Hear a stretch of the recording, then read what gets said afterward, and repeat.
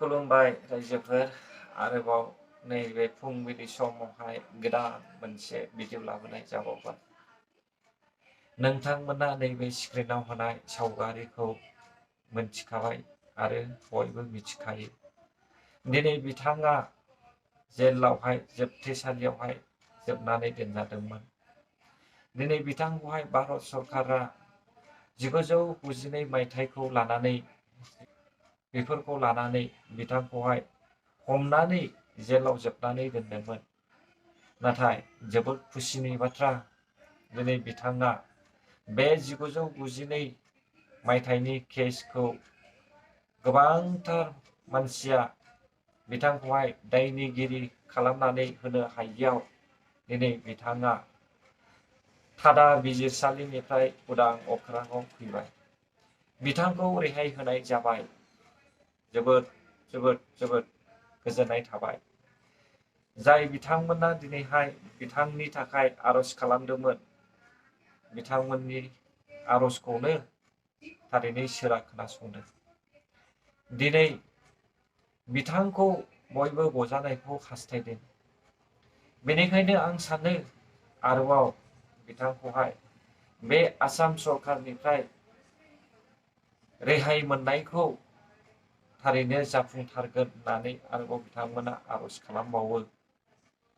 जोङो खोनानो मोनदों बिथांनि आरोबाव जि सेकेन्ड स्टेप दंबावो, बिथांखौहाय आसाम गभर्नमेन्टआ जेलाव लाखिनानै दोनबावदों।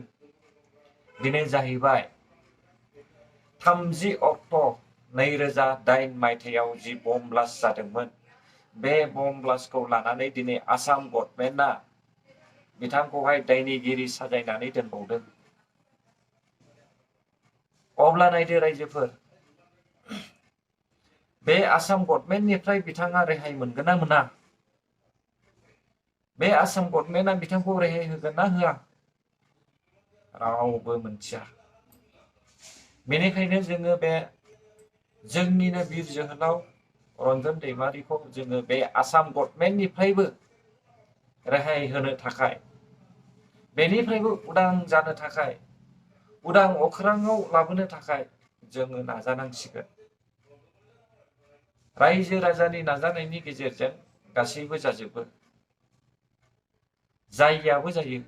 बेनिखायनो फै लोगोफोर, जोङो बिथांखौहाय फैगोन सामार भेकेसननि उनाव बा गरम बोथोरनि उनावहाय जि हियारिं जागोन, जि बिजिरसालियावहाय सावरायलायगोन, बेवहाय जेन' बिथाङा दायनिगिरि साजाय जायि बायदि आरो बिथांखौ आसाम सरकारा उदां अख्राङाव हगारना होनाय बायदि जोङो आर'ज खालामो।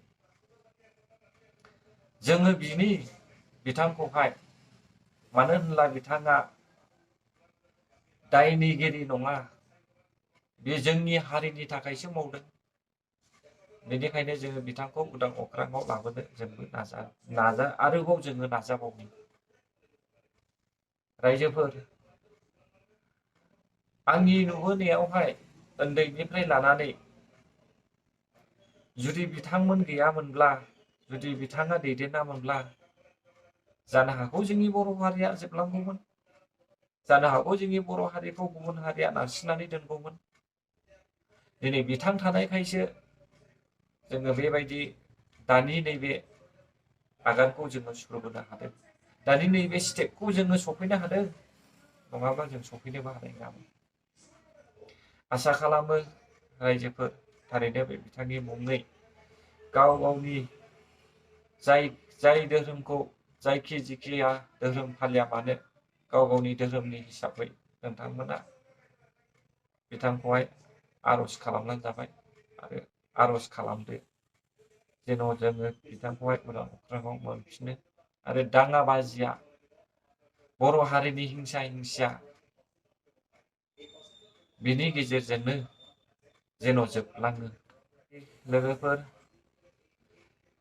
जानो हागौ आंनि बे बुंनाय रावफोरावबो माखासे रावफ्रा गोरोन्थिबो जाबाय जानो हागौ।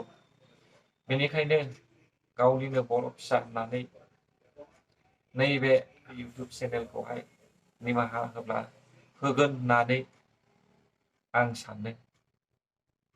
आरो रायजोफोर आरो लोगोफोर, नोंथांमोना जुदि बे चेनेलाव गोदानब्ला अन्नानै एसे एक सेकेन्डनिल' खामानि, like, share, comments and subscribe खालामनानै होयोब्ला बांसिन गोजोननाय मोनगोन। एसेनोसै रायजोफोर।